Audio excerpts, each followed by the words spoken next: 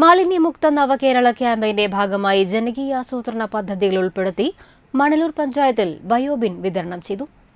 Panchayat president Simon Thekkath ഉദ്ഘാടനം ചെയ്തു.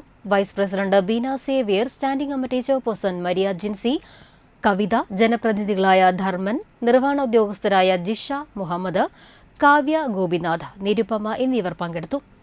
230 ബിന്നുകളാണ് വിതരണത്തിനെത്തിയത്. കഴിഞ്ഞ സാമ്പത്തിക വർഷത്തിൽ 630 ബയോബിന്നുകൾ വിതരണം ചെയ്തിരുന്നു. ജൈവമാലിന്യ സംസ്കരണത്തിൽ ഊന്നൽ നൽകുന്നതിന് വേണ്ടിയാണ് പഞ്ചായത്ത് പദ്ധതിക്ക് തുടക്കമിട്ടത്. ഏകദേശം ഒരു 1420 രൂപ വിലയുള്ള അടുക്കള വേസ്റ്റ് സംസ്കരിക്കുന്നതിന് വേണ്ടിയുള്ള മാലിന്യ സംസ്കരണത്തിന് വേണ്ടിയുള്ള പദ്ധതിയാണ് നമ്മൾ ഇവിടെ ഇന്ന് വകയിരുത്തിയിട്ടുള്ളത്. പഞ്ചായത്തിനെ സംബന്ധിച്ചിടത്തോളം നമ്മളുടെ ചുറ്റുപാടുമുള്ള പരിസര പ്രദേശങ്ങൾ മലിനപ്പെടുത്താതെ നമ്മൾക്ക് എങ്ങനെ ജീവിക്കാം എന്നതിനെക്കുറിച്ചുള്ള ഒരു മാലിന്യ സംസ്കരണ ഉപാധിയായിട്ടാണ് ഈ നമ്മളുടെ ബയോബിൻ നമ്മൾ വിതരണം ചെയ്യുന്നത്.